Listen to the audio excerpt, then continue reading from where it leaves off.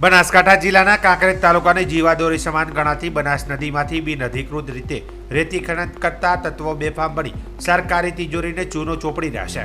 ત્યારે હવે Palanpur parole squad દ્વારા અચાનક તપાસ હાથ ધરવામાં આવી હતી, જેમાં કાંકરેજ તાલુકાના નાના જામપુરની બનાસ નદીના પટમાંથી સાદી રેતી ભરેલા 7 ડમ્પરો ઝડપી પડ્યા હતા અને પાલનપુર ખાણ ખનીજ વિભાગના રોયલ્ટી ઇન્સ્પેક્ટર રાકેશ નંદાનિયાને જાણ કરતા દંડનીય કાર્યવાહી કરવામાં આવી હતી અને રોયલ્ટી ચોરી તેમજ પાસ પરમિટ વગર બિનઅધિકૃત રીતે રેતી ખનન બાબતે 7 ડમ્પરો સીઝ કરીને સિયોરી પોલીસ સ્ટેશન ખાતે મૂકવામાં આવ્યા હતા।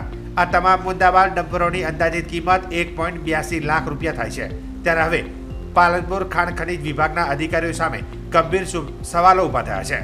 જોકે હવે પાલનપુર પેરોલ ફ્લો સ્ક્વોડ જો બનાસ નદીમાંથી બિનઅધિકૃત રીતે રેતી ચોરી ઝડપી પાડી કાયદેસરની કાર્યવાહી કરવામાં આવતી હોય તો ત્યારે હવે ખાણ ખનીજ વિભાગના અધિકારીઓને લીઝ ધારકો તેમજ અન્ય કોઈ વચેટિયાઓની મિલીભગતથી રેતી ખનનનું રેકેટ ચાલી રહ્યું હોવાનું ચર્ચાસ્પદ બન્યું હતું।